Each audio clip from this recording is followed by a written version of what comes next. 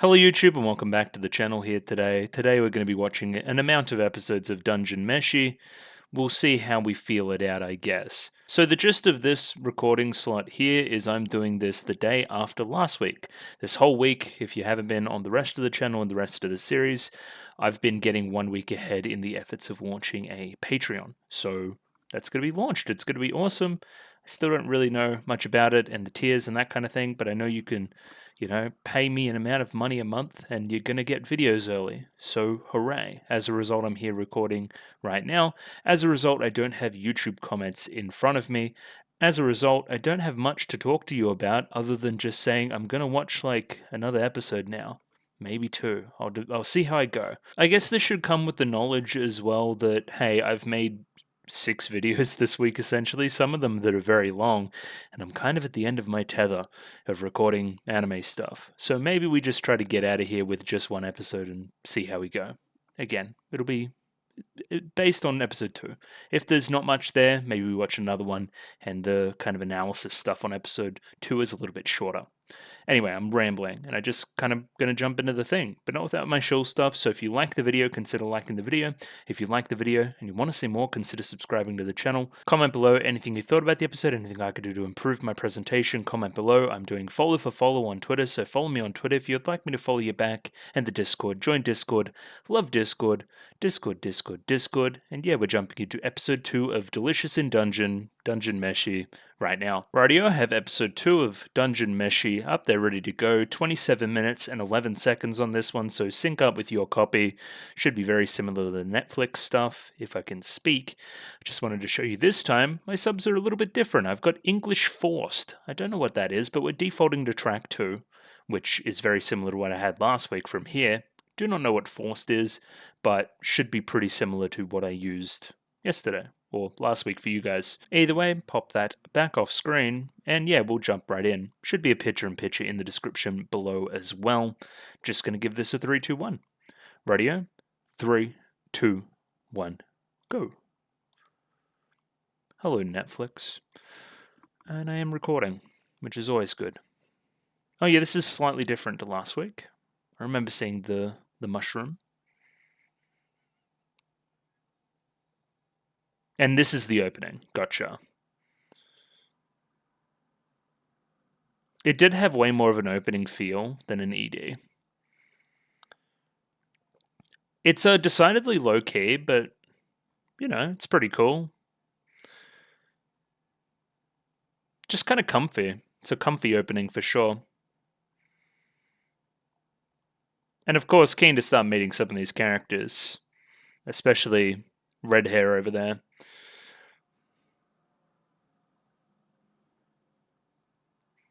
And as I said last week, you seem important.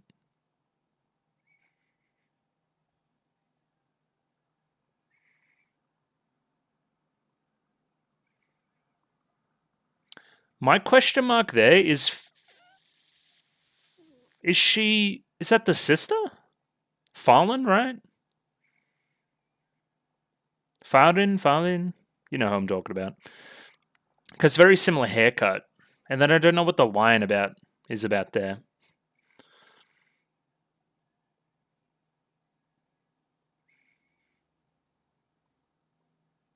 Again, the opening almost promises a different kind of show, which will get interesting as we continue to move to see if we acclimatize to something different, I guess. Like that whole city, that's like Attack on Titan vibes. That's very different. Okay. Young Marcel? Okay.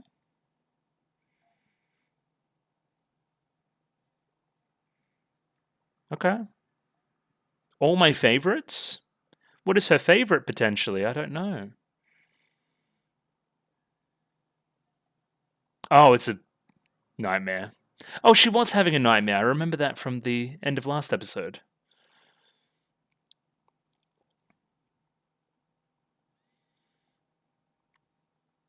What are we cooking?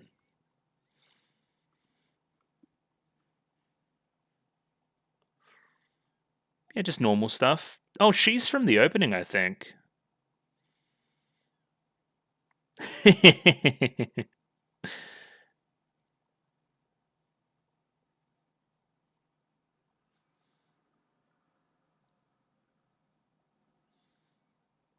Bro is bodybuilding? It's true. It's part of the reason why we lost in the opening. What do we need to make them perfect?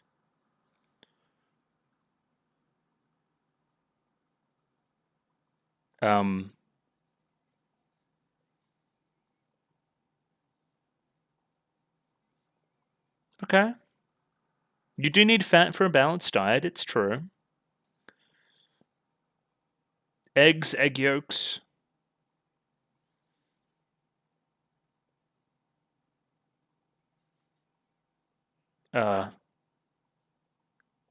Some kind of chimera? Okay.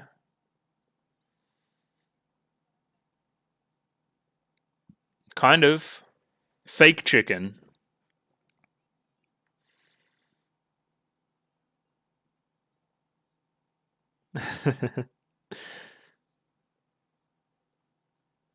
You seem very chill about this.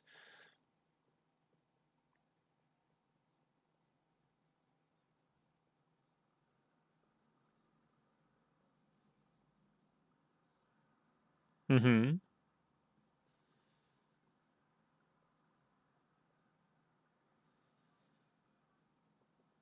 I see. It's more evidence to this kind of theory that we're crafting that, hey, these are normal animals that are kind of warped somehow from episode 1. Oh yeah, eggs are like soft. Reptile eggs are soft. I think I knew that. I didn't think it was 12 feet tall.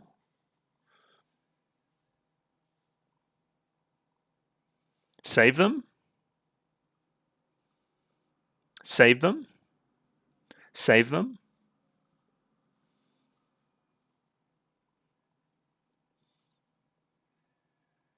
Did the chicken have a reptile eye there? That's kind of cool.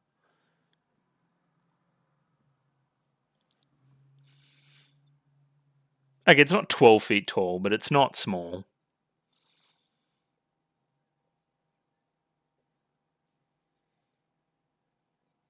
Hit a spell.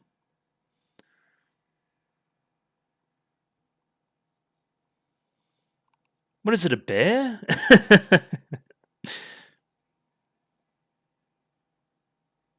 Okay, the voice acting there is pretty good too.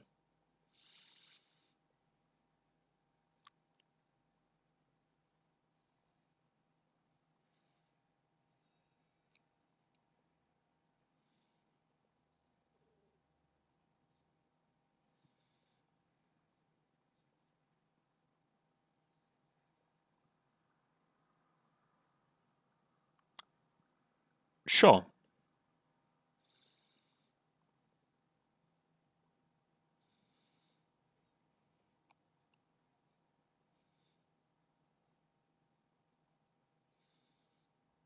What, the antidote?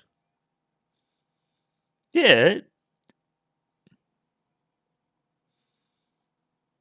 Well, better be quick. He's like dying. Blanche? What is Blanche? Oh, like that? Quick! We don't have time to make a roast. Bro is dying? Bro got up at 7 a.m. and started making this.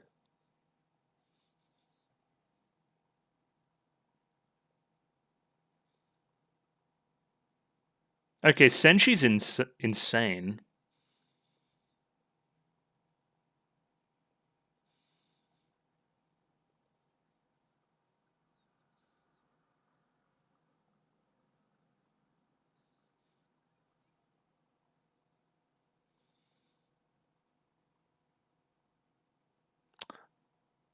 Well, they always say that, right? Funny.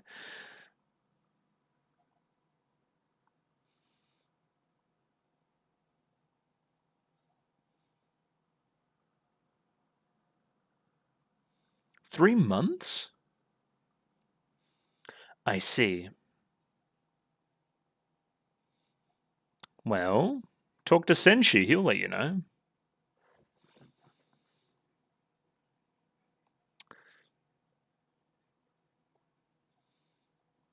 Unprovoked, he just goes off. Okay, bye.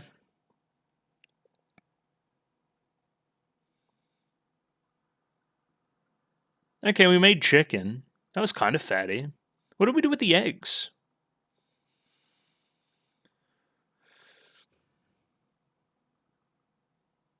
I see.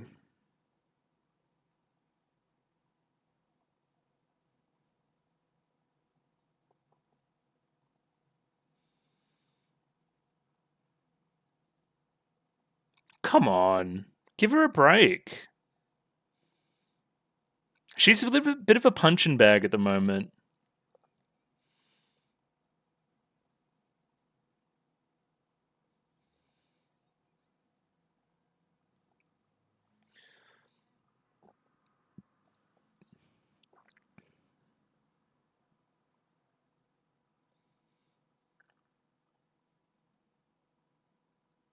Big bat?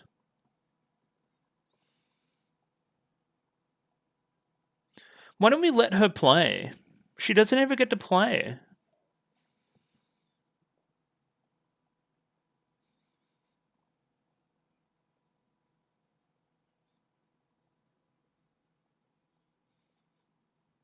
Hmm.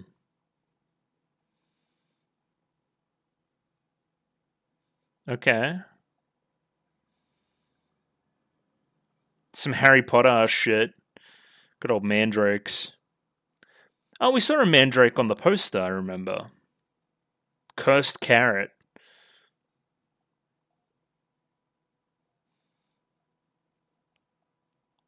Oh my god.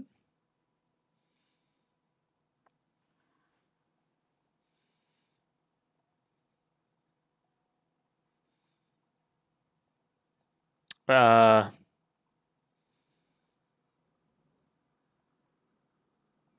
well, who's going to be our dog?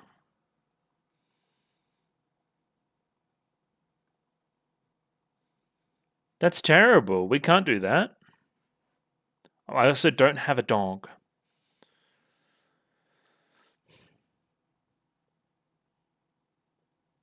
Pull them from a distance. Yeah, might get stuck on something.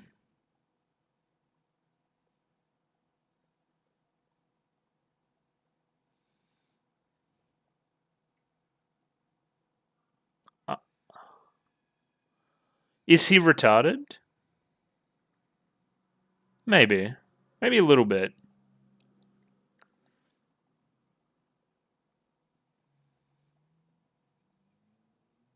Yeah, what if somebody... Yeah. I guess the idea of this scene is, yeah, actual experience versus book experience.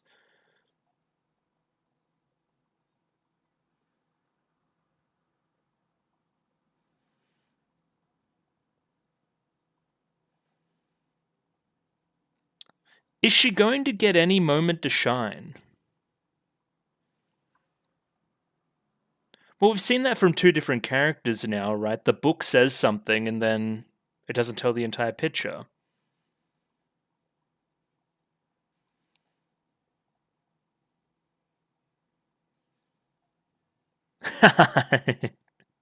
That's funny.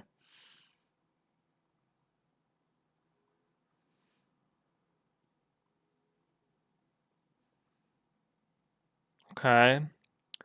Are we sure this will end well?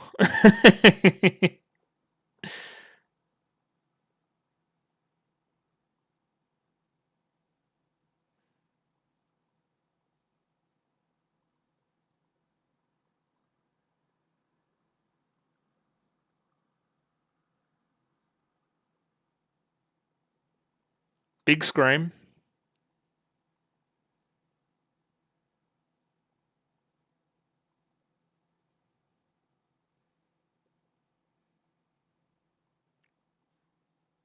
Yeah. Okay, got one.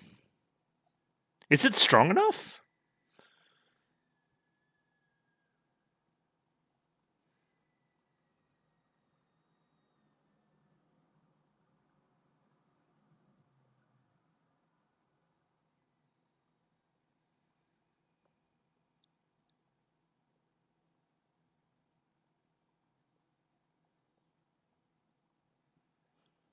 Why did they know she was there? Nah, she ain't dead.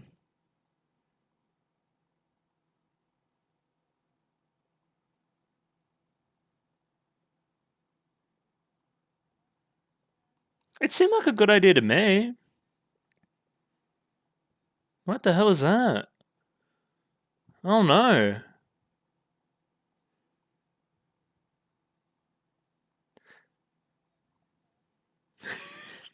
Okay, the voice is kind of funny.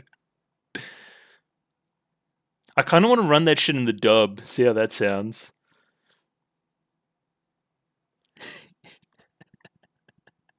This is pretty funny. A little bit meta.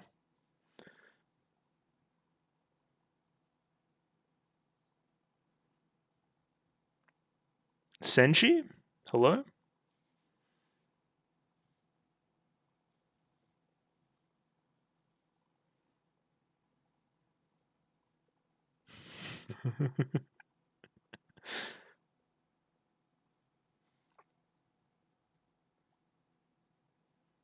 I would like to see it practically a little bit more.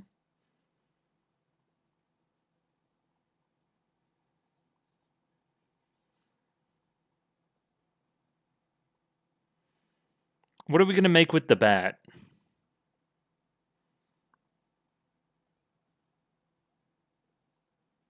It's a reptile egg. Yeah.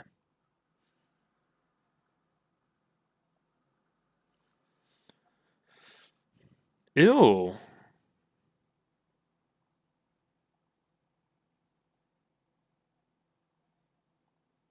Oh, is this going to be her moment to shine?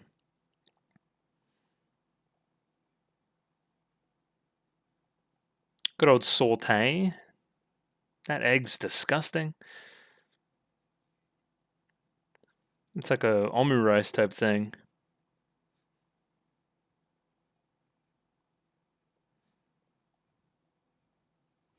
Elfo musume.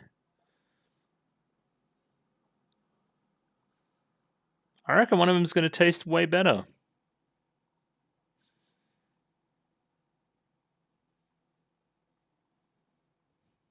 Interesting.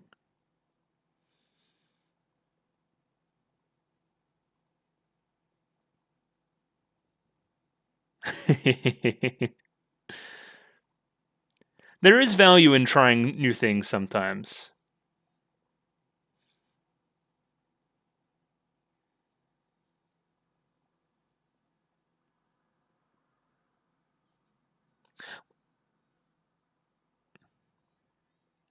Well, like, you gotta get into a different show then. We kind of just keep going. There's no ad breaks or anything as well, which is interesting. Especially compared to Konosuba, you would have like a, like an eye catch or something. Konosuba? Like that kind of thing.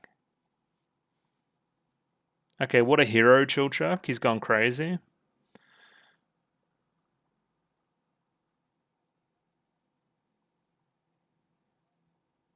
Okay, lead the way then.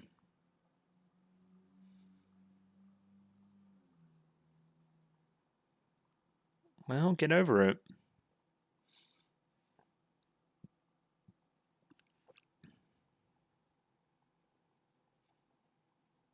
I'm stopping. Please advise.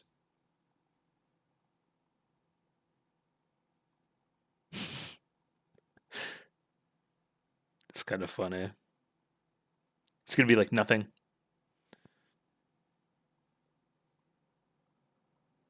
They're safe. It's all good. Except for that one.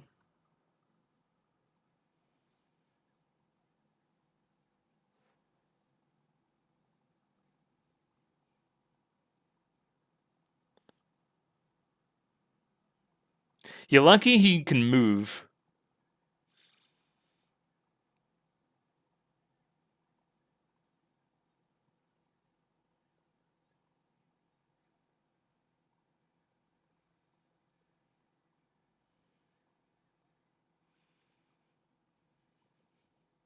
He teleports?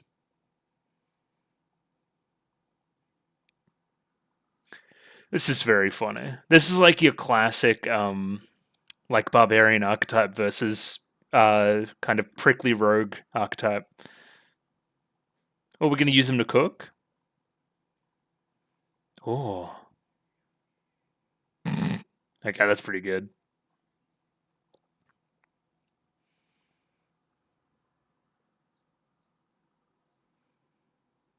Half-foot child.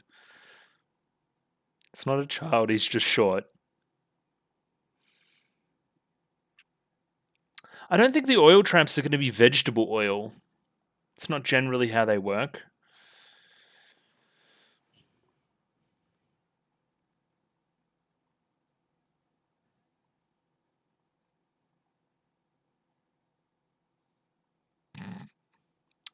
Don't help.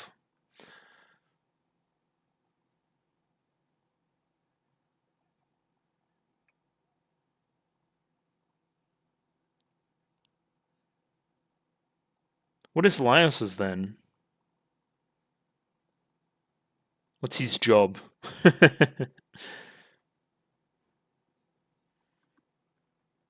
Hmm. Do I trust Senshi not to do anything? Not really.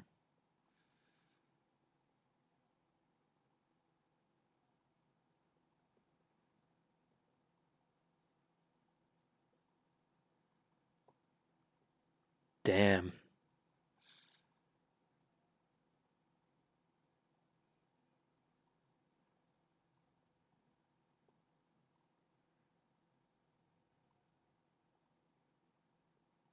I reckon it might be a lot of oil.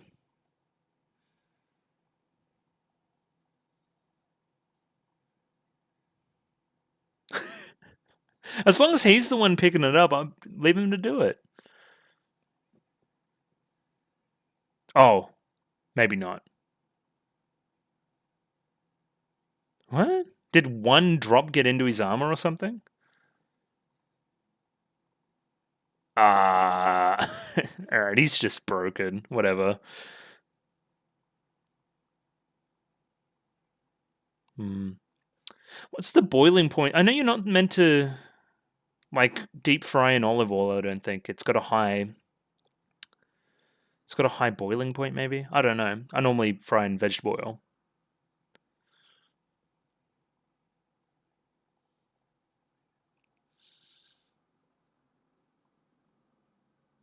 No. But I can't lift the piece of game.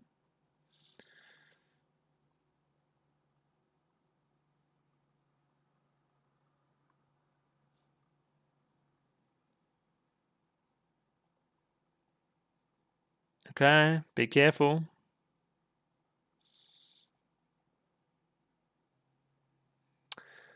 Well, it's seemingly working for now. Oh, that was the bat as well. Gotcha. Thought it was like a boar or something. I guess that's why he was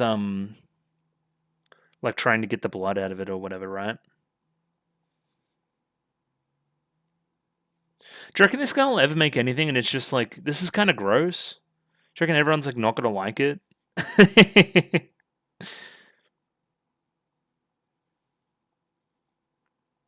Of course. It's a sharp knife.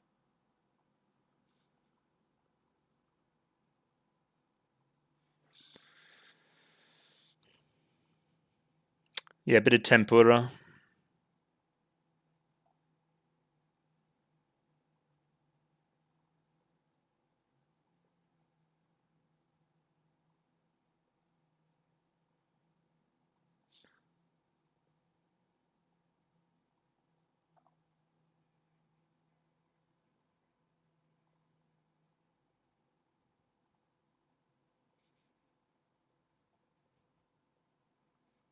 Nope.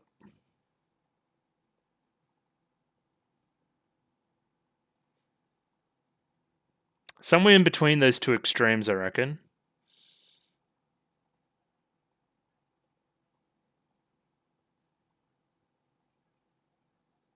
I agree.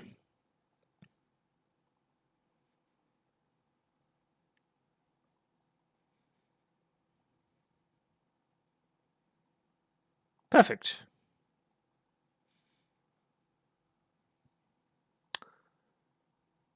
Interesting.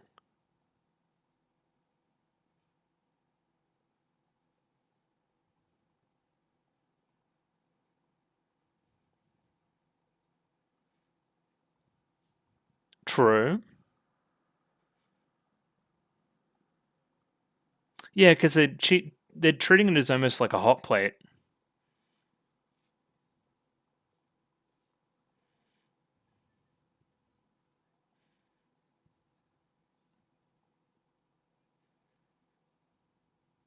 And I can never imitate your cooking skills. You may be kind of annoying, Senshi, but you all have our talents. And as long as you can understand what I'm doing for the party, then that's okay. And yeah, spreading knowledge too, why not? Here we go.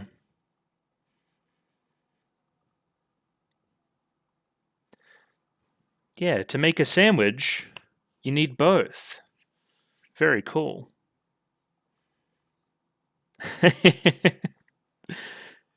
Dungeon meshi. It's a very straightforward little food metaphor, but that was a fun way to end.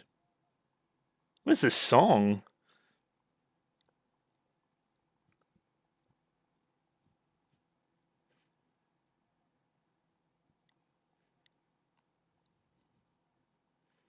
Kind of went, kind of wish they went a little bit hard on the visuals for this. This song fucking rules.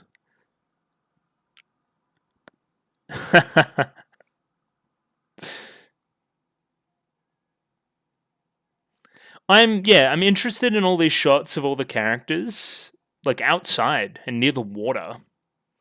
Like that's not my vibe of the show yet at all.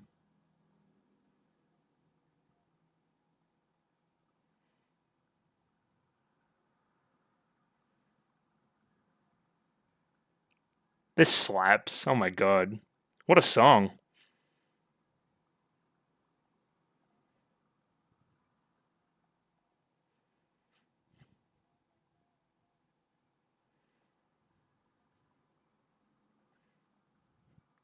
With all these shots of Fallen, right, it seems like she's going to come back relatively soon.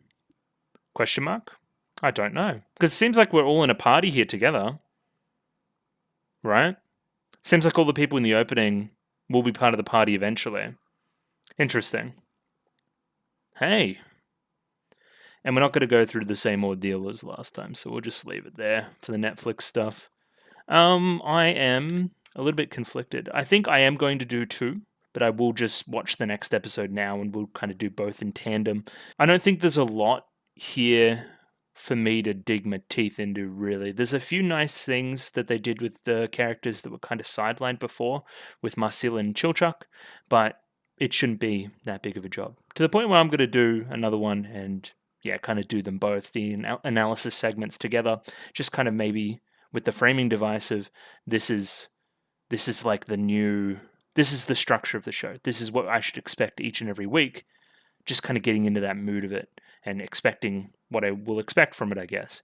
I don't know if I'm talking any sense, but I'm going to bring up episode 3 pretty soon. Rightio, I have downloaded episode 3. It's up there ready to go. 25 minutes and 9 seconds on that one, so sync up accordingly with your copy. Still using all the Netflix subs that I've been explaining that I've been using, and picture in picture in the description below for your viewing pleasure.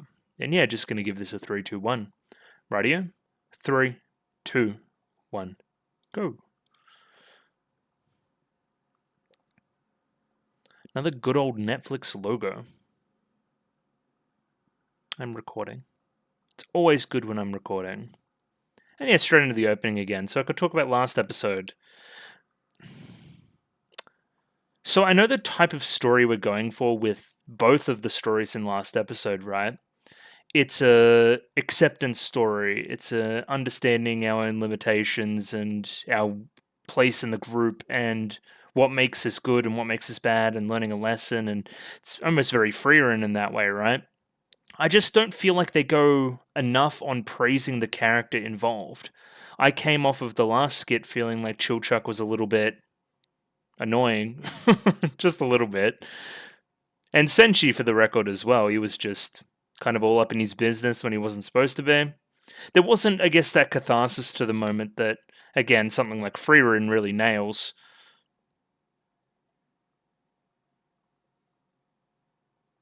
Same with the Marcel, right? I want her to feel useful. I think we're leaning way too much right now on Senshi needing to feel useful all the time. Sometimes he's just annoying. Sometimes he makes the wrong decision. And I wish that was gotten across more. But again, it's a long show. There's time for us to break formula and that kind of thing, right?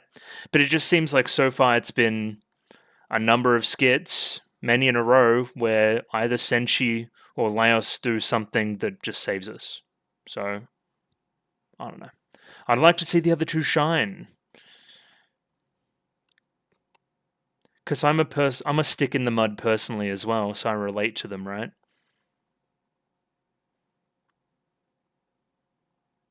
Mm-hmm.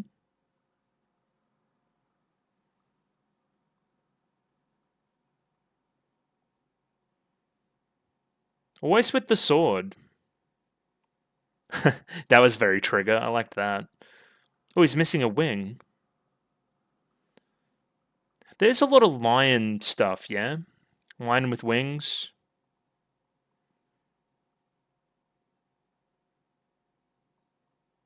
What?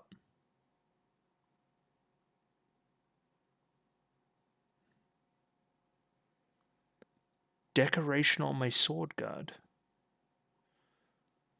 Oh, like that. Gotcha. That thing.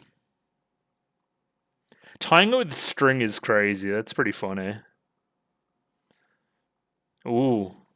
No, there might be. Bit of drama. Or Moi. Oh, they're cute.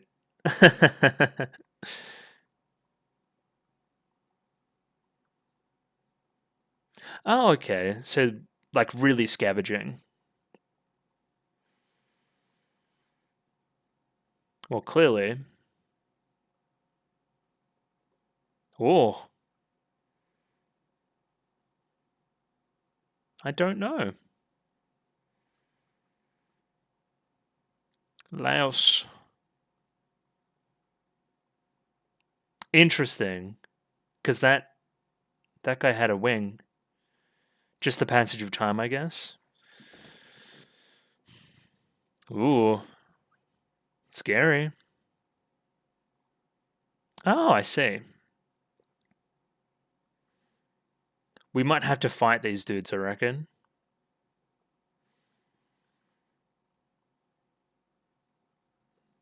Oh! I didn't know that we were going like that.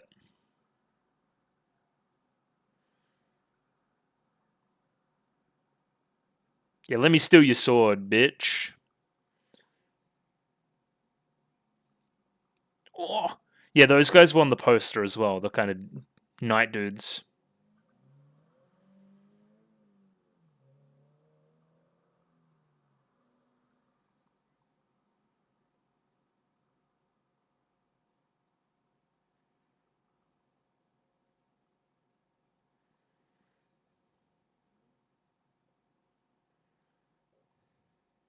Okay, got one. Easy.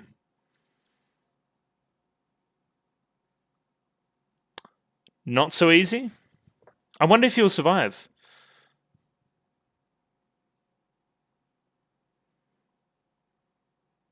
Oh, yeah, you can get revived, of course.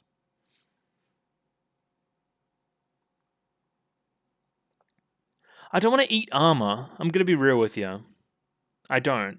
It'll taste like metal. Thank you. Somebody with some sense.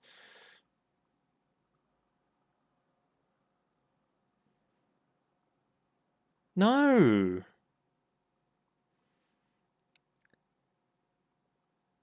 It's not impossible to eat leather. I wouldn't recommend it.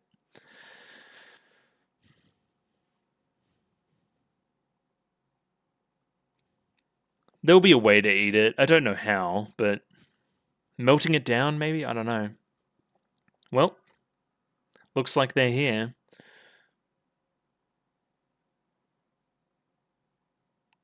Are we all that fast? Marcel's not that fast.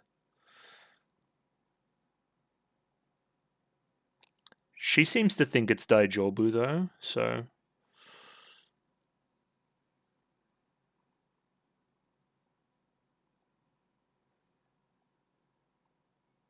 Oh, here they come.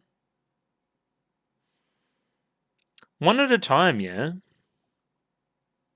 Oh, the thighs on the young man. Oh, shit. Okay, we're dominating. Yeah, when we zoom out a little bit, it's a little bit more trigger. For sure. And I wish I was better at describing things and I could tell you how, but just looks trigger. Cartoony, like, you know, it looks like it was sketched in 1 second. That's fucking cool too.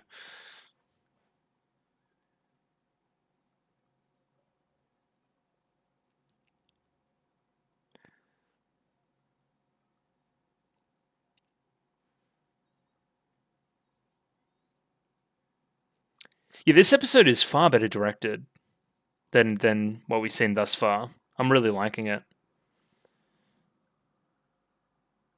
A little bit more history to it too, just that little flashback does a lot.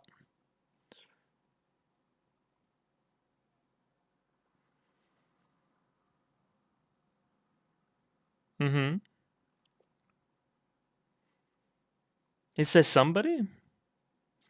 If it was like Dark Souls, they'd be in the same room or something, just hiding in the corner.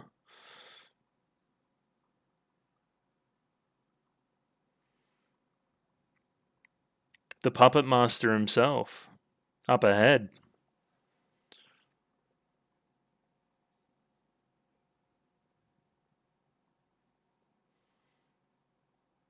Well, that would be a way to eat somebody. Eat the magic user.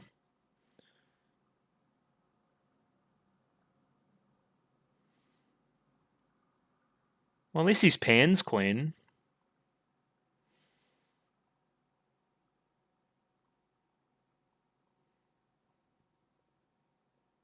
Mm-hmm. Well, who goes past? Probably Laios based on the rest of the story.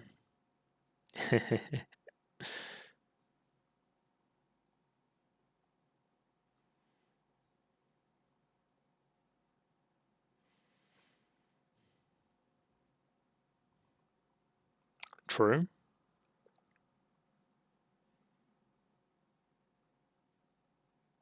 Well, how do they see then? Yeah, okay, I know what he's thinking. That means that the person either needs to be in the same room, or if we shut the fuck up, we can get past.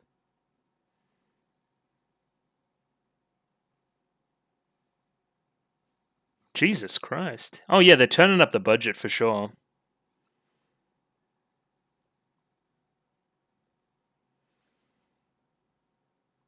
I don't know about giving the sneaking mission to the guy with the set of armor, but you know, it's neither here nor there. Yeah, the lighting here is really cool too.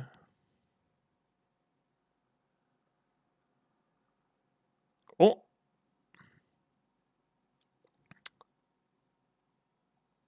Oh. Oh, lion dude. Maybe. Boss type enemy.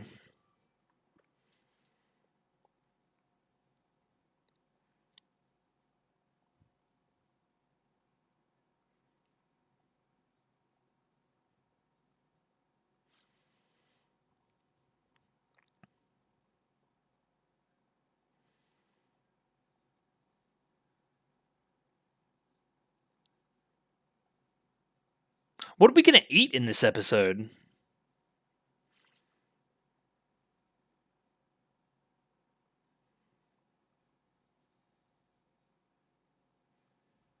Oh, sword broke again. It's like before. Oh no.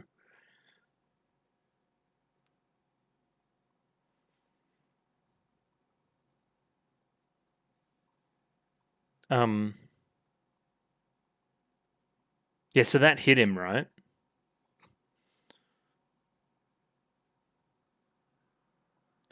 Oh, little fucking Cascoon looking guy. Silcoon.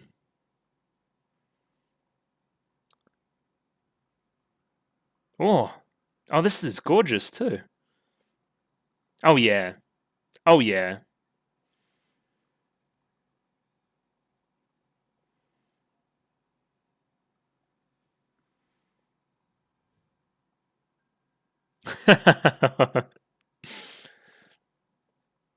Yeah, some kind of parasite that's probably controlling this shit. We can eat that thing. We've eaten so many eggs in this shit.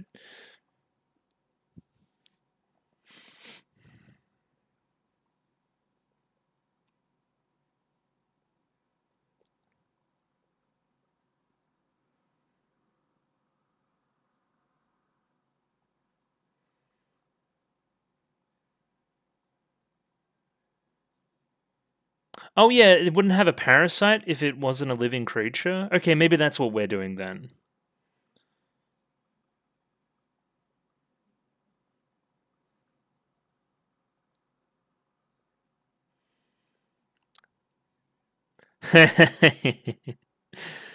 I would start by attacking the fucking egg sack. I reckon that's a good idea.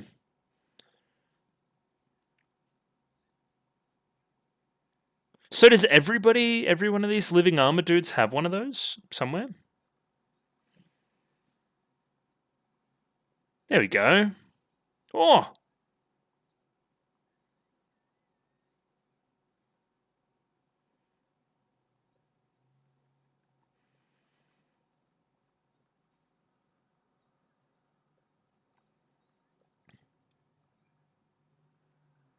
pressure's on. Everything can be killed. I'm gonna say it.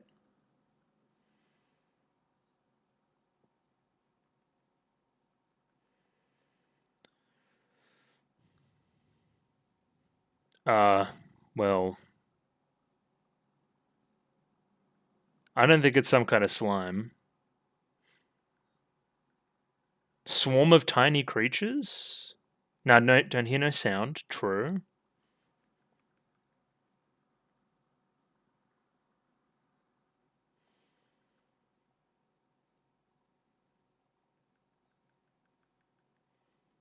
How did you hide from it in this one room?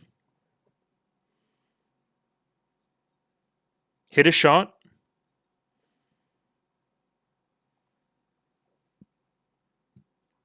Yeah, this is a slick episode for sure. Lots of fun animation stuff in it.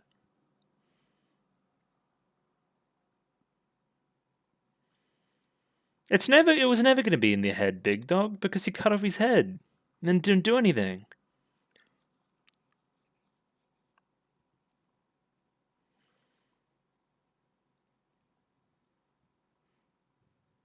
Um, what?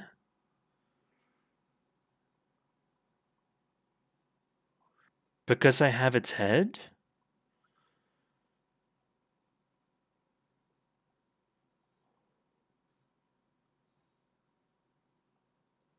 What the fuck? Really? Some kind of little slug dude.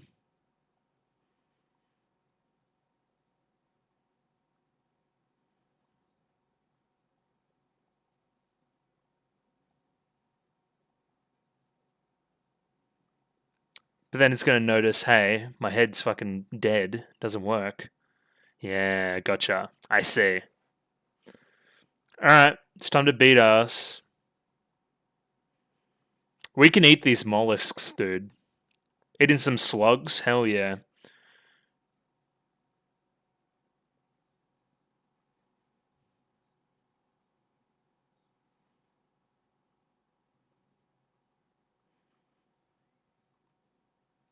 I don't know, is the egg parasitic? Like it's from some other creature?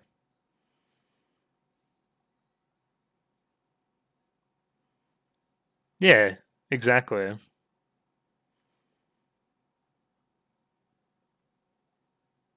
No, they love the egg, bro. Okay, no, it's not parasitic then.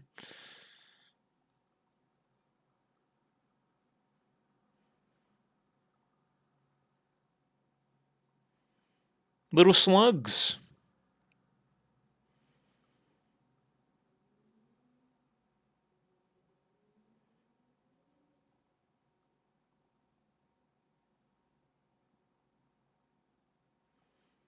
That looks almost like that's some fucking Lovecraft shit. I don't know about all that.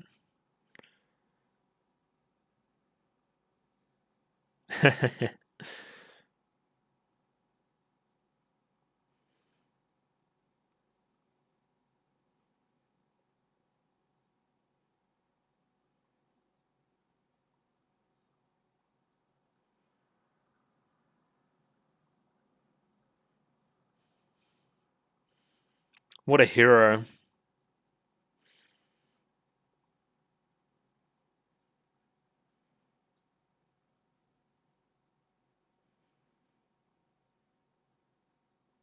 What do you mean talks fast? That's kind of fast.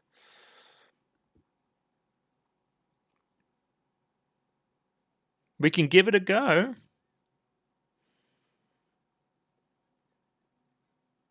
It's just a slug, dude.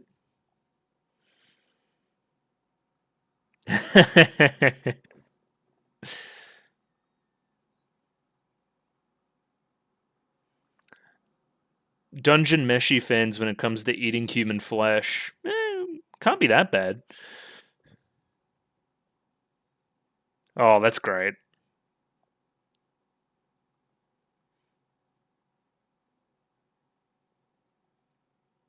Yeah, just think about it like some kind of crab or something. Little hermit crab. Has a weird shell.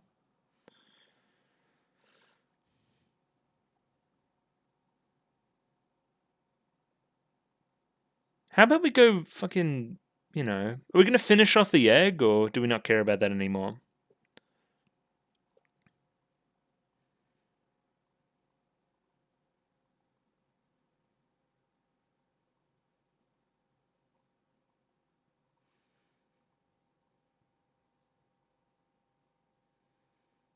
Looks like a fried egg. Maybe less so.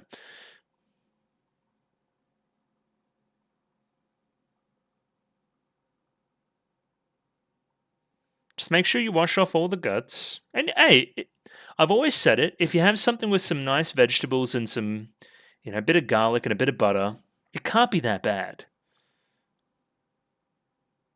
Oh, steaming it in the helmet's very nice too.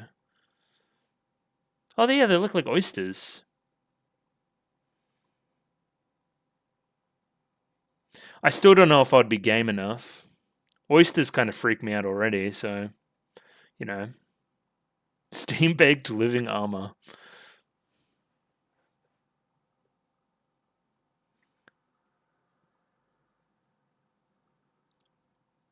I know we have revive spells and stuff. Tetsu? Yeah, what is Senshi's hands made of? Where you're the guinea pig.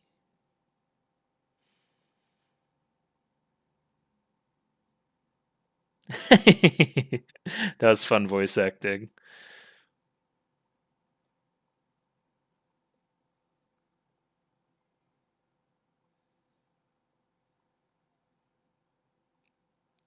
I don't trust if he says it tastes good. I want to hear the other ones taste good.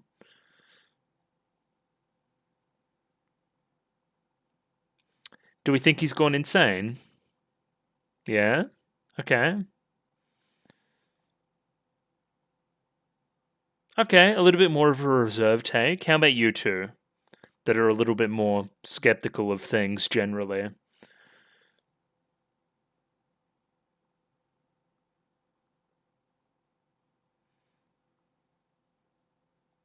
Hmm. Okay. That's 3 out of 3. Let's go for 4.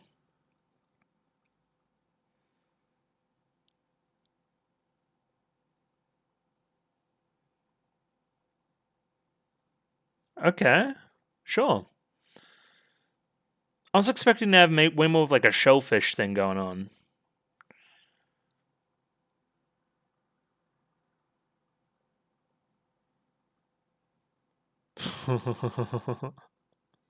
Not straight from the helmet. How about not that?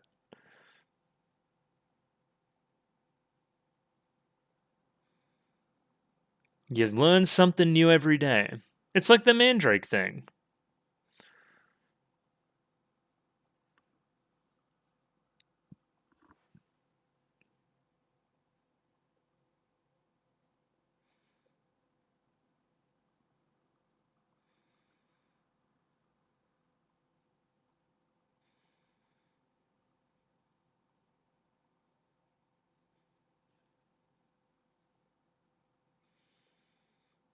I see.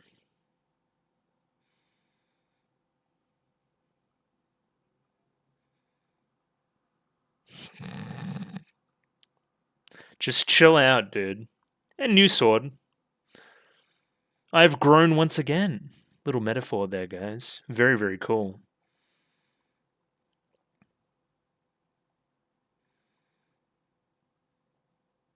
Uh,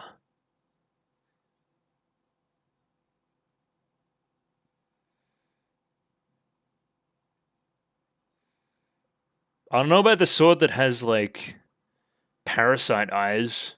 That's bad. So is bro just gonna chill? Little parasite sword. Why not?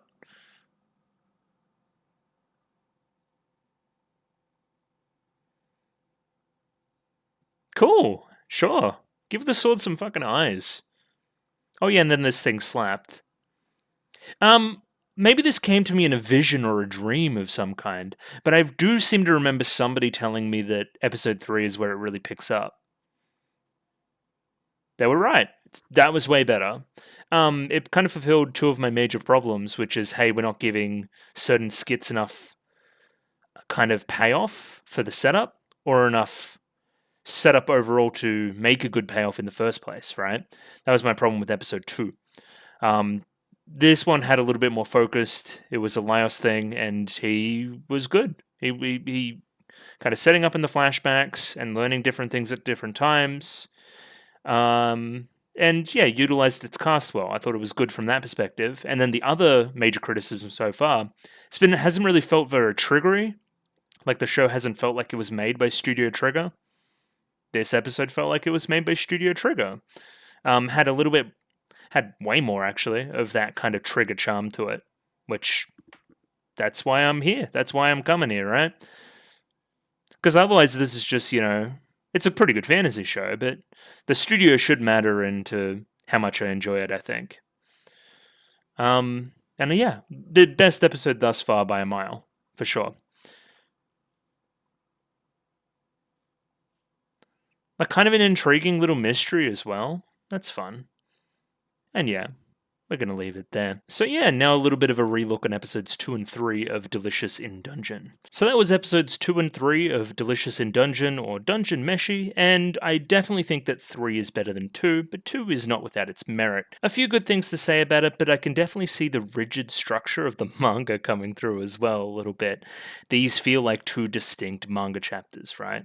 They feel divorced from one another in a way where other shows kind of blend it a little bit better and fit their medium a little bit better. It's pretty clearly a delineation here between two chapters, focusing on two different characters, one of which is given way more screen time and understanding and stuff. My other question is, I saw this character here, wherever she is. I saw you in the opening, so I don't know if that's just a one-off design or you're coming back in some way, I don't know, but you looked cool. Anyway, I'm rambling, but I thought there were, parts about that one I enjoyed, but ultimately kind of left me a little bit unsatisfied to the point where I wanted to seek out episode 3 and see if we could rectify things, and I think we most certainly did. I think episode 3 is a vast improvement, and yeah, I don't know. We'll see how much I discuss each episode and what points I want to jump in on, but I'm definitely way hotter on 3. Episode 2 starts on a bit of a fake dream sequence type segment where, hey, it's Marcel's birthday, where she runs downstairs, her mother's there, she's prepared all her favourite dishes, which we then look at the table, right? Bit of cuteness coming through here, which I like too. And of course, here's where the nightmare kicks in. It's all stupid dungeon food instead of real food, which Marcel is way more partial to. Of course, we kind of foreshadowed this last episode by mentioning that there was some kind of nightmare situation going on with you, and now you've actually awoken from said nightmare. Another thing that's set up very early in the skit is this party that gets attacked a little bit later. Also, the presence of cooking cured pork. They're cooking burgers, they're cooking bacon and stuff. It's, burgers and normal food, normal food. And of course, Marcel gets a little bit jealous. Of course, this sets up a comparison point to the dungeon food, which we'll have later on, which does end up saving this party and does end up, I guess, with Marcel being able to show off a little bit of her own personal knowledge, which is nice. Senshi takes a little bit of, I guess, offense to seeing that other parties are just relying on normal food as opposed to dungeon food. If you need to build up the stamina and explore the dungeon, then hey, you're going to want to have the dungeon food. It's the best for you for doing said things, right? If you ingratiate yourself into the ecosystem that's already there, you'll end up better off. I do like the presentation here, even though it's not translated for me again. You can clearly see it's some kind of, I guess, PSA, almost educational video about how certain parts of the community aren't getting enough of certain food groups, right? You'd probably see something like this on television or something, right? Where it's like, kids aren't eating enough this and this and this, and this is what it leads to, and blah, blah, blah, blah, blah, and backing it up with empirical data and stuff. It's kind of funny. Because clearly Senshi is a character that deeply cares about some things and just does not give a fuck about other things. So it's just funny to see that come through. Clearly, a character built off a little bit of obsession. Senshi then comes to the understanding that, hey, the reason why you're jealous of the pork over there is just because we're low on fat content in our diet at the moment, right? To that end, we need to hunt some fat. Monsters high in fat. So, big old chicken chimera thing, as well as the eggs, which would have fat in them as well. Yes, it does have a name, Basilisk. Basilisk? Basilisk. It's the chicken snake thing, and we're going to be hunting it down, much to Marcel's disgust. Again, Laios maintaining his major character trait, which is just unending optimism in basically every sense of the word. It could become annoying at certain points, but he's a very go-with-the-flow type guy. I am warming to him, especially after episode 3. Compare that to the character of Marcel, who is way more of a skeptic, and way more of a stick-in-the-mud, a wet blanket. Way more like me. I'm relating to her a lot more on this kind of stuff, right? Just get me normal food, I don't care. The stuff they do make does look yummy though. Now the plot gets started. The basilisk comes home to its nest after we pick up the eggs that are kind of soft because they're like, again, snake eggs as opposed to chicken eggs. And we see this party from earlier getting attacked. This guy is mortally wounded and even poisoned, I think. And I didn't get a name for you, but you'll guess some type of way about the situation. I think Marcel here forgets that she's holding an egg and is going to become target number 1 for the basilisk, and we're going to need some other characters to step in and help. And yeah, the animation there is pretty fun too. Just, yeah, all the stuff of her kind of running away, getting attacked, spinning around, getting pecked. That's pretty good. Laios and Senshi then jump in and they try to scare it off. Normal wildlife tactics, get big, look intimidating. And then there's something about the two of us attacking it at the same time and chopping off both of the heads. Sure, it looked cool. I liked the kind of silhouette backing here. Made it look very serious. Yeah, again, pretty good. So now that the drama of the scene is over, the drama needs to shift to somebody else, right? Which is Senshi. He has the antidote to the poison. He has basilisk antidote, but he doesn't want to use it. He wants to use it in the cooking. And I think part of the joke is that, hey, I'm going to cook the most painstakingly to prepare meal just to administer this antidote. I'm going to roast a full chicken, rotisserie style, like all the way through after preparing everything, like stitching up the stuffing and doing all that kind of stuff, getting the veg ready. Like when this guy's like sitting here dying, again, part of the joke, but kind of frustrating. Again, I'm with you too. Again, we know it's a farce. When he has it, instead of saying that the antidote's working, he says that the meat is overflowing with juices. It's delicious. Praising the cooking as opposed to praising the medicine that's saving his life. This is another good bit too. Marcel kind of gets drawn in by the chicken and all the flavors and that kind of thing and how good it is. She forgets to cast the healing spell, goes to cast it with the chicken leg as well before attaining her staff, which is a little more useful for said circumstance. The party that we just saved is kind of struggling with this dungeon at the moment. They're really struggling to get to the bottom and beat the boss. How are we supposed to, get strong like you guys, strong enough to help. Senshi has a little plan. He's very gym bro almost. He's like, well, you need to get enough protein and enough this and cut calories and, get in the gym and start lifting and doing all this kind of stuff. That's the kind of thing I feel like he's saying. Get enough exercise, get enough dungeon food into you, and you'll be okay. Yeah, very forthright with that kind of stuff. Clearly very passionate about it. We get some extra info about the Red Dragon here. The last time we saw him, he was out hunting and normally takes these kind of month-long hiatuses until he gets his stomach empty again, right? We have now crossed from the second floor into the third floor as well, but we're not making a great pace. If we really want to find this dragon before Valen is literally digested, then we'd be able to get a wriggle on. Then the kind of focus of the party comes onto Marcel. They're like, she's the slow one. We need to make sure that she's moving at a good pace. How are we supposed to do that?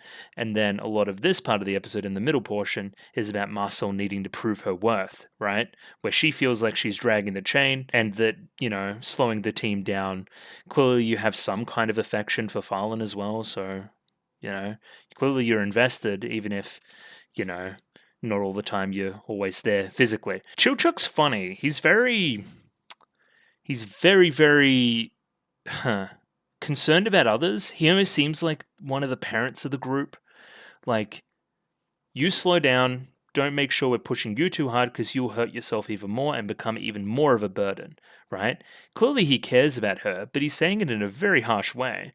It's almost tsundere, at least a little bit, and you definitely get a little bit of this in the second half of the episode as well. Yeah, he's interesting, right? Where, again, you're a lot more farcical, you're used for jokes a lot more, the only sane one in this entire party. The straight person reacting to that is, of course, is going to provide humor, where the other two are just freaks, Laios and Senshi. They just kind of do what they want. Oh, this is interesting too. So we bring up here that, hey, we could go one route, right, where there's a lot of man-bats or Batman, not Batmans, that's something else. You know what I'm talking about. Big bats. What do we call them? Am I stupid? Yeah, big bat. Yeah, so we set up the fact that we're not going the way with the bats, we're going the way with a lot of the traps, right? Which then in the second half of the episode is accomplished by Chilchuk, which is cool. Like, actually, maybe I should pay a little bit more attention to the dialogue because it might indicate future stuff a little more than I'm getting at the moment. However, the whole time Marcel is just trying to get involved in the conversation, saying, I can do traps, I can do this. Well, no, just simmer down. You don't need to prove your worth right this second. If we're going the way with the traps, then we need some food and we need to kind of stock up on vegetables. Therefore, we're going for the mandrakes. And Marcel knows how to deal with the mandrakes, apparently. Some convoluted thing involving a dog, which is very weird. Again, works in a textbook setting where you do have a dog and it's a classroom-controlled environment, but when you add in the wild, not quite as practical. We've done this twice in 2 episodes now. I'm wondering if it's going to be a continuous theme. We're definitely emphasizing don't focus on the books, don't study. Get out there and discover things for yourself, right? The textbooks can only get you so far. Again, it's given you the base understanding of the dangers of a mandrake, but not all the time are you going to have all the tools that you have at your disposal in a perfect controlled scenario like a textbook. Happened last week as well with kind of, hey, it says that this book on dungeon cooking says that mushrooms are fine for you, but it didn't tell you anything about how to make them yummy, right? Which is where the experience comes in. That's where Senshi impacts the party in a pretty cool way. And again, my problem, I guess you would call it with this segment, is, hey, yeah, at the end of the day, you do get to show your worth. There is a small part where, hey, this one that you specifically made, this mandrake that you pulled, had less of the bitterness and therefore tastes better, right? You actually did help the group, blah, blah, blah, blah. I don't feel like that is a good enough of a payoff for all the, I guess, perceived inadequacy that is put on Marcel in the early parts of this scene. I don't know, just doesn't quite fit for me. Again, Senshi says hell to the books, cuts off the mandrake's heads just as they're getting up. It's quite dangerous, but it's a lot more practical. Marcel then gets some kind of motivation to prove that her textbook method actually works and wants to use a kind of Batman, big bat thing instead of the dog in the little diagram we had before, right? I paused on this frame because I like shoujo Marcel. I think that's very funny. And kind of all the, fawning fans after her. Good gear. Pretty good. Anime tropey stuff. You love to see it. Either way, she sets up this little lasso in front of the cave. Then she needs to get to the other side and kind of shoot the magic, get them out of there, get one to jump onto it. It's, you know, I thought that this was practical enough that I wanted it to work in more of a way, right? I thought she did good here and then didn't get her just desserts by the very end, in my opinion. Because again, this seems like a good plan. But again, maybe I'm the stick in the mud for, I guess relating to Marcel as much as I do. Again, as I said, the plan backfires. The big bat attacks Marcel because it knows that she's there for some reason and the Mandrake's kind of sending it crazy. Which backfires, right? Again, she went and she tried something new for herself and kind of got, I guess, hit. And yeah, that part happens, which is quite funny, which goes to show that, hey, you shouldn't try new things, blah, blah, blah, blah, that's bad. And yeah, she's like, maybe, I should just do your method, blah, blah, blah, blah, my method's bad. But at the end of the day, they're trying to justify that it's a good thing that she experimented. I don't know, it doesn't hit for me. There's something missing here, I think. Section A does not equal Section B for me. There's a mismatch. I do like this segment here, though. We put a really comedic spin on what would normally be I guess you would call it the lowest point of the arc of the skit, where Marcel's trying to explain to the group that, hey, all I wanted to do was not feel like I was useless and that kind of thing and show off how useful I could be. But again, she's been bonked in the head. She's feeling a little bit stupid. The Mandrake sent her crazy and her eyes look a little bit dumb. Again, we're doing this tropey scene in a not-so-tropey way, in a way that's pretty endearing. I do like this portion of it. We do see Senshi there, like, bleeding the bat as well, which I think is, set up for the next segment where we use the bat in the kind of trap cooking segment. Yeah, same as this, where they're saying that, hey, you don't need to feel this way, and she's got a really stupid look on her face. Like, yeah, you're doing it with earnestness. You're a little bit skeptical based on the look, and then when Chilchuck starts to try to, do the same thing. Again, tsundere stuff, right? Look at his little blush. And then her eyes are fixed, right? Funny. That's great. And then we're back on our cooking shit. What do I think about the cooking in the show? It's entertaining. I don't have much to tell you. I mean, sure. Sure. I don't have anything to base it off. This is fantasy cooking. I can't use my own personal insights here because fantasy cooking. I'm sure what he's doing sounds correct. He's cooking it in a pan on heat with some oil and putting good spices on it and then serving it. It's it's basically how you cook. Again, it's entertaining, but I'm not sure that it's, I was expecting it to be way more of the star of the show, where I don't think it is. And again, as I've explained before, Marcel's little one with the mandrakes that she picked has a better flavor, and that's meant to be like kind of the payoff for the scene. That the effort was worth it, that you're bringing something to the group that's unique. That's what's meant to get that across. And ends with Senshi kind of conceding some ground that, hey, maybe I do need to branch out and try new things more often. I was going for my own efficient method, which sacrificed on flavor, which is the most important thing, of course. You would say that the, I guess, connective tissue between both of the skits in this episode is that kind of the exchange of knowledge between Senshi and Marcel and Senshi and Chilchuck, where both parties there, both two parties, end with a mutual respect for one another and their talents. I'm noting the lack of a eye catch as well, right? Something to split up the episode, so we kind of go from our very Looney Tunesy ending to the last skit straight into the next one, right? I don't know, I would prefer something there to, I guess, break it up, to delineate the two scenes or two segments. Like, it could even be something like Kaguya-sama, where they have, battle ended and then whoever won and then that kind of thing. And then they have the text up the top about whatever the next chapter is, Something like that would go a long way to delineation, which I think is something that's missing here at the moment. Again, Chilchuck is very serious about traps, and he feels like Senshi is a little bit reckless. That is the, I guess, early portions of this skit.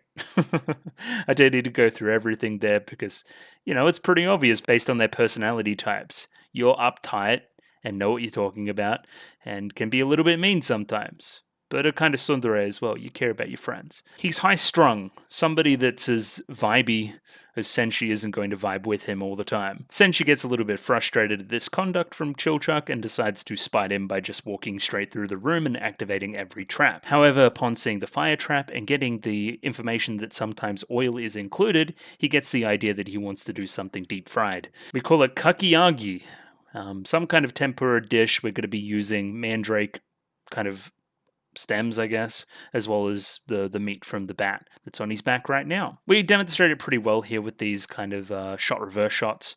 Like, hey, Senshi is super into using the traps for cooking. However, that's my domain. You shan't use them for cooking. It's too dangerous. Blah, blah, blah, blah. There's conflict in the scene. Therefore, we go, hey, I'll deal with all the traps, you deal with all the cooking, we separate duties, but we find out that that's not the best way to deal with all these things all the time as well. Again, some great stuff here showing separation between the characters, right? Pointing and blah, blah, blah, and like, so we're pointing there, shot, reverse shot, just lots and lots of shot, reverse shot, the hand in the face, the point, Chilchuck putting shit down. It's well directed in this particular segment for sure. They know what they're doing. I wonder if it's set up that way in the manga, like a kind of panel, then panel, then panel. Yeah, Chilchuck, definitely the parent of the group, right? Has his own companions' lives in his hand based on the amount of traps that are in these dungeons. I'm responsible for this. If I'm not serious, nobody else is. Feels high-strung because of that, probably. And again, he's with Marcel, who's, again, a little bit of a stick in the mud, a little bit of a wet blanket, equally high-strung, and then the easygoing Laos. It's a little bit of an odd couple for sure. And of course, again, you're responsible. You feel responsible. You're not going to be able to give any responsibility to anybody else. Chilchuck pulls apart the oil trap. Senshi wants the oil. He doesn't care about the heat of the oil. Apparently, it's at 180 degrees right now, which is pretty hot. A little part of it gets inside Laos's armor, and he absolutely loses it. So yeah, he doesn't care about any kind of heat. We see that again in the next episode as well. Without going a kind of play-by-play of the entire skit, we get to a point where kind of Chilchuck is needing to use these traps in the cooking process and needing to adjust certain things, but isn't quite too good at the cooking itself, right? He needs somebody else to step in and help, right? It needs to be a team effort, much like what we say back here. Each of us is good at something, you know? We can't just do it all ourselves all the time. Sometimes we do need to rely on others. And kind of the end of the episode is Senshi learning that he needs to do the same thing as well.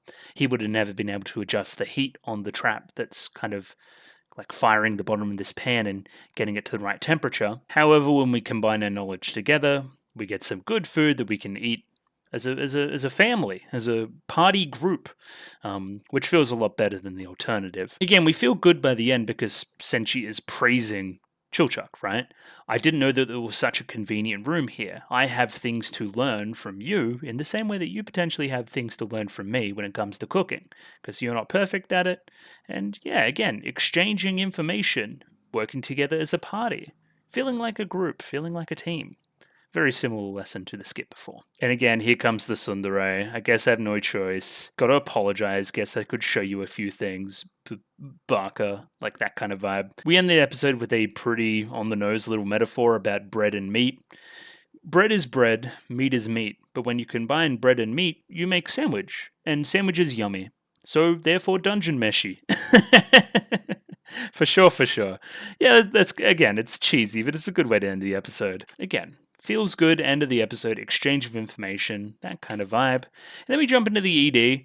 I don't have much to say on all this art, except that the song fucking omega slaps. I mean, the art's pretty in that. I just wish they did, imagine a big, huge, elaborate dance type situation. Like something like the Kekai Sensen ED. Something like that.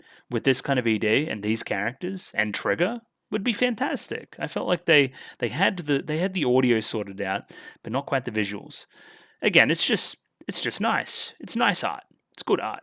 Tells a story, but it's not blowing me away at all. I guess the most you can get from it is that these characters that are featured in the opening, at least some of them are going to join our party and join our exploits. At least for a little bit at some points, maybe. Moving on here, we have episode 3, which I think across the board is a lot stronger. For one, it's shorter and a little bit more focused, which is generally two things that I like. We also get a genuine little flashback. It's really well animated, this episode. I think there's some really fun direction choices. I thought the mystery of the living armors was quite interesting. I think the way we cook them at the very end is, again, quite interesting. It gives us more insight into Laios and his protagonist tendencies, I guess, which is good. It's something that's needed. I thought he was a little bit of a blank slate early. This gives me a lot more confidence that he can be somebody that's pretty interesting, right? We don't just need to rely on Senshi doing ridiculous things to propel episodes. In a very similar way to the last episode, we start with kind of Chilchuck looking at a trap and opening it, right? But instead, this has consequences for Laios and his sword. We lose a little bit of this insignia here, right? I really like this. And again, I'm going to pause on all of it. Look at this trigger shit. I love it, right? Again, that's what I come to these shows for. Just really interesting placements of camera and poses for characters that look goddamn adorable. Even this from Laios is quite interesting as well. Very cute look at Chilchuck. I'd wonder if this episode has a different director. It almost feels like it, right? The other thing here, of course, is the kind of broken wing of this lion insignia thing, right? The other interesting thing is at the end of the opening, we have some kind of look at a creature like that that's kind of on top of everything. Look at that. Isn't that a little bit weird? Would this not be a symbol of the profaned capital or whatever we called it, right? Is this not said capital, right? Maybe. I don't know.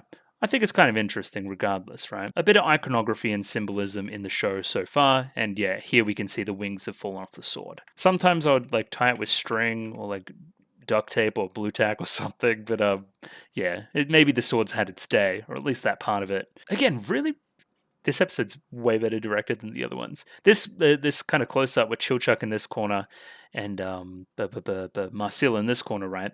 And like the audience, are the only one that get real insight into Laios's opinion about this, because they ask him, if he really needs to look for the sword. Is it a problem if it's broken? Nope, it's not.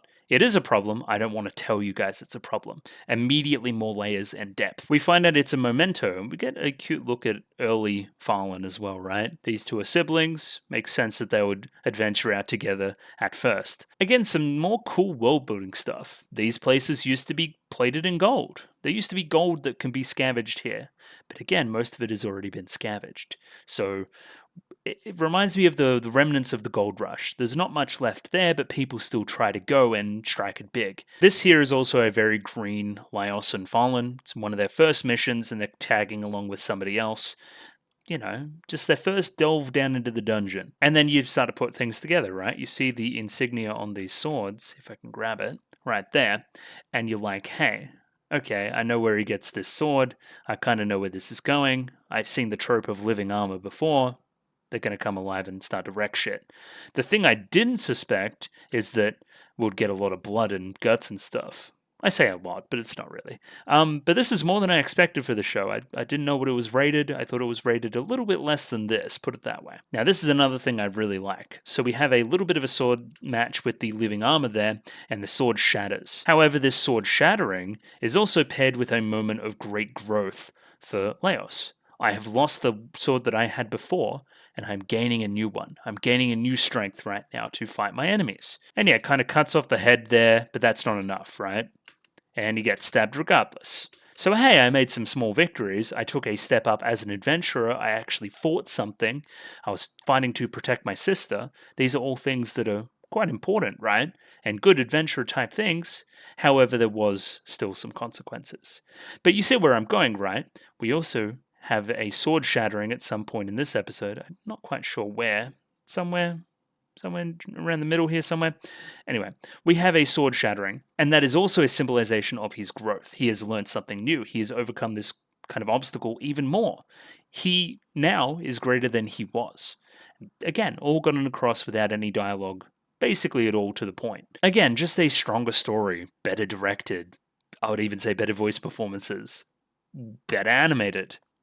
It's a better episode, for sure, for sure. It also reintroduces us to the fact that characters can die and get revived, which is something that is surely going to come up at some point. It seems as though this defeat has kind of fueled a little bit of an obsession with living armor as well.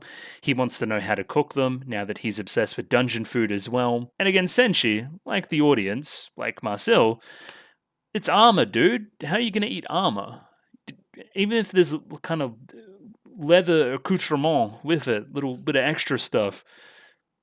No, don't eat leather, don't eat armor.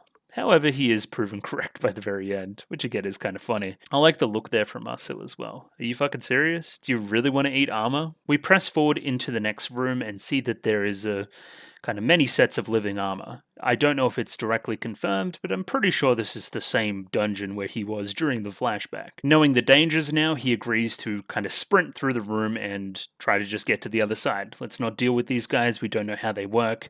We don't know how to defeat them. We can knock them down for time, but not forever. The whole time we see Laios kind of looking at the living armor, right? Studying it. He wants to know more about them. He doesn't understand how they work, how they are able to see their own head like that. I just wanted to highlight this shot here where he spins the helmet around too, because I think it looks fucking sick. But here's the kicker. The living armors are intelligent enough to block the exits, which is weird, right? It's less weird if you know that there's some kind of living creature inside of them. I thought the kicker was going to be that there was some kind of fucking mage on the roof or something and he was able to see into the rooms, but not quite. And then we were going to eat the mage. I don't know what I was thinking there, but, you know, again, way better directed. This, you know, here's my staff, here's a nice little kind of vignette almost for the scene. We see the characters through that, pan back, hey, this is bad, they've surrounded me, my magic is, you know, not enough to contain all these guys through the visual language. We need to return and regroup. And yeah, even that shot's fucking sick too. There's a running shot of Laios here too. Look at that. Way better animated. Just looks fucking awesome. Yeah, stuff like this. Triggerisms. Good. Oh, I get it. The reason why they protected the door is the egg. They don't want anybody to get into the egg, so therefore they're incentivized to protect the door instead of just hitting anybody that comes close like normal. It's breeding season, and it probably wasn't breeding season the last time you were down here. Gotcha. We quickly put together a plan which puts Laios in the kind of line of duty. He's the one that's going to, you know, run ahead and get through the door into the next room while the three distract the rest, you know. If you want to fight the mage, that's your prerogative. We're going to push you out the door to do so, which is great. I don't want to break down every scene because I'm running out of time, but like all of it's just better. All of it's better. The action's better, the directing's better, the animation's better. This episode's fucking fantastic. Laios gets into the next room and we see this Ornstein from Dark Souls looking motherfucker. He's the big boss here. However, it looks like he's a living armor as well. There's no mage to be seen, which again is involving us in the mystery. There's great interstitial periods in this episode where Laios is just kind of thinking to himself about certain things certain other characters say. So Marcel will say, or I think it was Chilchuk, that these things don't see or hear, but they can still kind of detect me, so my sneaking skills aren't as good. How does that work? How do we figure that? And again, once we figure out the mystery, it makes perfect sense. Cool action scene ensues. If you're a fan of seeing like cool dudes in armor fight other cool dudes in armor, this is a pretty cool dude in armor fight. And here's the sword breaking, and I've already talked about it. Just a fantastic touch. I really like how this links Laios' learning moment from the past to his learning moment of the now. Now involved with dungeon food as well. Very cool. Oh, that's that as well. So I missed that. He throws a brick and then he puts his armor in the way of the shield. So the shield is important, and then we see the egg on the shield and everything starts to be put together. We spy the little cocoon on the shield there and we think it looks familiar, and it takes us through to a flashback sequence, right? I love the background here. It reminds me of childhood. It reminds me of a picture book. It reminds me of something that a child would draw. And then we just go full trigger if VLC wants to behave. Like, love it. The exaggerated kind of cartoonish style here, again, reflecting childhood, the snotty nose, the one tooth gone, even connecting it back to Farland in a way as well, right? And there's a dog there, probably why we didn't want to kill dogs last episode as well. And yeah, the days wanting to be an adventurer. I've got this kind of cocoon thing on a stick. I'm running into the light. You know, and then the explosion and the, wow, I'm learning all this info, the great kind of kind of transparent nature of the drawing there. It's like he had a fucking brain blast. It just looks excellent. Now this is really impressing me. This is why this show won the poll. This kind of stuff. Hopefully, again, we continue in this direction as we go. Just such a way stronger directorial hand here, really and truly. Maybe it's better source material as well. Just something that's a little bit more straightforward, that focuses on one character and the fight, for something to draw off for inspiration. I forgot to in the moment, but I wanted to shout out some names on the production for this thing because it really is quite impressive. First, we have it storyboarded by Ichigo Kano. I should mention before we go any further as well that all the episodes so far have had different storyboard artists and different episode directors, which is a little bit strange. Episode 1 directed by Hideyuki Satake, sure, and episode 2 directed by Takumi Ichikawa. Episode 3 is directed by Kodai Nakano, so I had to click into him, and he hasn't done much, but it's all within Trigger, so a Trigger internal kind of promotion type dealie. And I took an instant look at Cyberpunk Edgerunners, and hey, he directed episode 10. And if you've seen that show, episode 10 is one of the 2 best episodes. Episode 10 slaps. It's fantastic. And from a putting story together perspective and understanding where the story is meant to go and what characters are meant to react to certain things at certain times, it's basically peerless. It's really, really good. The storyboards also deserve shouting out by Ichigo Kano, which again is a whole lot of Trigger, BNA, Edgerunners, Franks, Gridman Universe, among other things, Promare, Gridman. Some interesting stuff here, though. Did a little bit of key animation on the Evangelion movie, the new Rebuild movie, as well as some stuff on Mob Psycho 100 Season 2, Episode 7, which is sticking out to me as an episode in particular that has pretty good animation as well.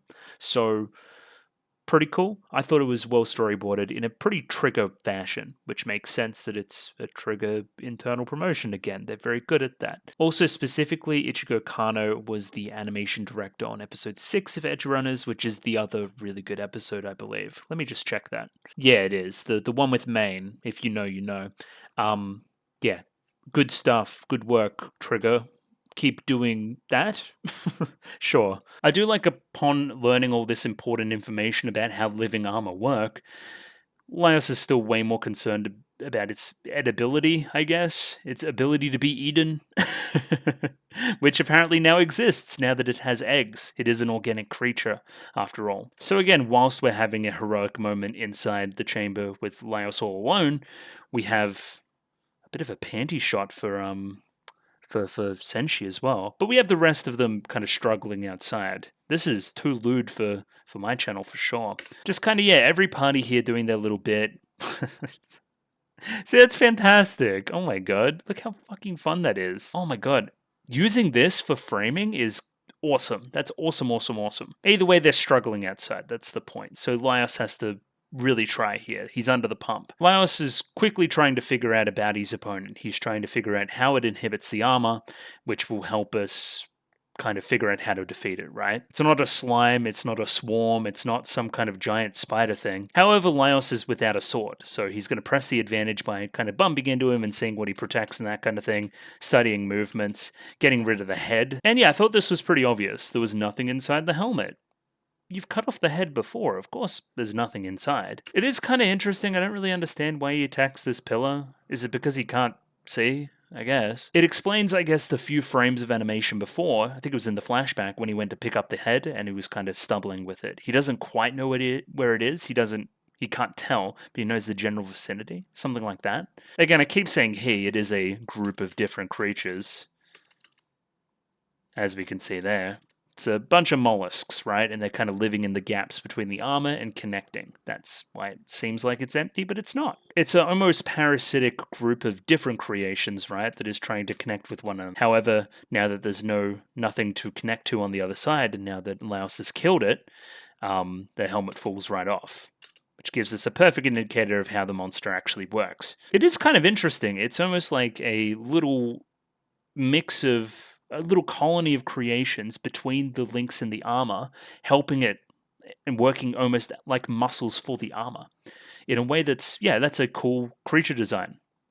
wouldn't have thought of that, and it makes perfect sense based on the limitations of the mystery that is set up early in the episode. I wonder which creature laid the egg is an interesting question as well. I'm not quite sure about that personally. Things are turning bad for our heroes outside of the room before Laios throws the shield across the way there, and we see every single living armor follow it. And yeah, then now we explain things. The egg's on that shield. They're protecting egg, so they don't care about anything but egg. That's also horrifying, but sure. Yeah, stuff like that. Bro, that's like almost some Gridman shit.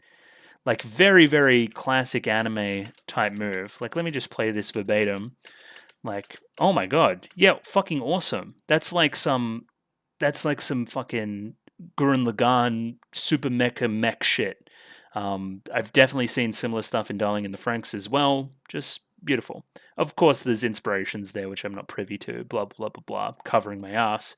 But yeah, way more triggery. That's fucking awesome. That's like Trigger Medieval Edition. You can tell how much, like, the existence of these living armors and how they worked has racked Laios's brain. Again, it may be connected to the dungeon food angle now that you can eat it, but also eating something is overcoming it, which is what you want to do as an adventurer, right? I'm overcoming the enemy and eating them. He's excited at the prospect. He's growing, he's learning. We love that. Are we going to do this every episode? Is Marcel going to be a stick in the mud about eating dungeon food? Because, you know, does she know what manga she's in? I don't know. Clearly not. Clearly it's important to have some kind of tension in the episode and some kind of something being resolved. I'm just sick of it being Marcel learning to eat the same thing over and over again. Wonder if we can evolve from there. Maybe the introduction of some new characters, some people that potentially share her point of view, that she can, you know, at least have some amount of camaraderie with, something like that. Because she seems pretty by herself when it comes to this stuff at the moment. This piece of animation there is great as well. Senshi agrees to basically help them cook the stuff. Of course he is. It's Senshi. Any opportunity to eat dungeon food, he'll take it. We're wondering how to cook it. We kind of figure that it's kind of like a shellfish of some kind, needs kind of careful preparation, almost like a scallop or something. So yeah, we work as a team to pry all the meat from the armor, and then we get prepping. I even think the prep situation here is a little bit more interesting. It's less Senshi just telling us how to make it. It's more them figuring it out together. Everybody's a little bit more involved in the cooking process as a result. Again, as I said in the reaction, I'm pretty sure if you could mix anything with garlic butter and fragrant vegetables, it's going to taste alright. And yeah, I mean, I'm not much on, you know, mollusks and squid and oysters and that kind of thing, but, you know, they're fine. This would probably taste like that. It's not making me particularly hungry, put it that way. Maybe this side of it. Maybe I'd have some of that. Just pick around these parts. I guess one of the downsides would be the smell of iron on it, and kind of trying to cook that out of it. But again, that's only if you eat it straight out of the helmet, which leads to a comedic moment later on.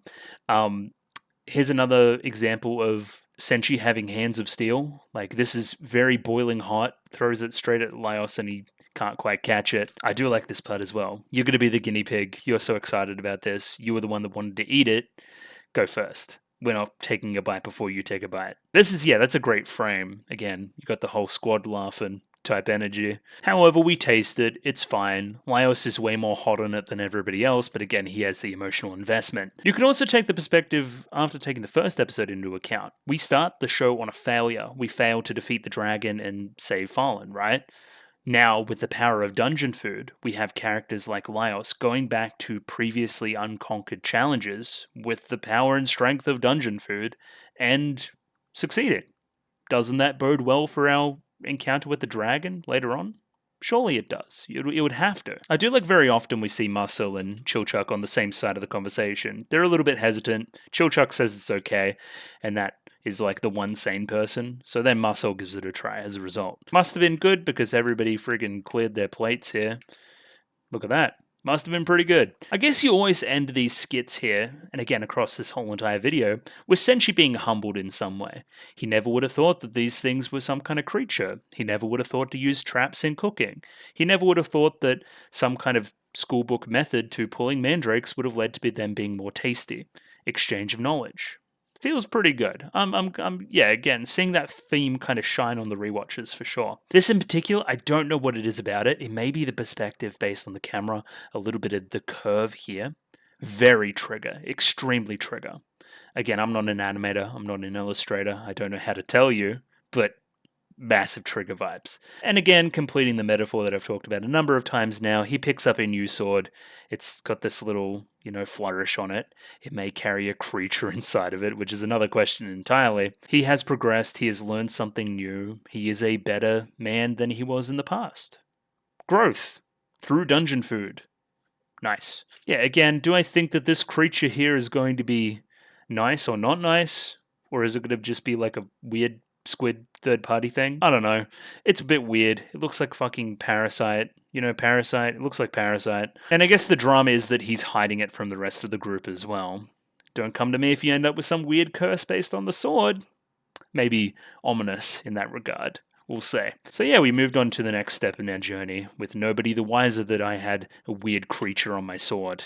And then yeah, into that ED once again. Again, I will say that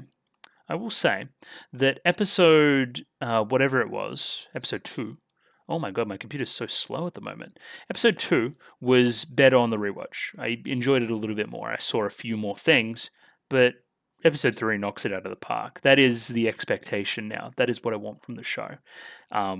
Please do more stuff like that. Again, more characters, different stuff. Just set them up with a better premise, a better kind of execution through direction and art techniques and everything else, with a little bit more emotion into it, a little bit of backstory, a few smarter little visual metaphors. They go a long way, is my point. But yeah, enjoying the show for sure. Want to see it way more in the vein of, again, episode 3 than episode 2. But both episodes still clear most anime. I want to be real about this. The expectations for this are kind of low-key high, and I don't know if they should be. Either way, I'm going to close out here. Good episodes. Probably looking at a pace of 2 a week unless there's good stopping points. I don't know if it's that kind of show. I'll be waiting and seeing on the comments and Discord stuff for that kind of thing. But yeah, it was fun.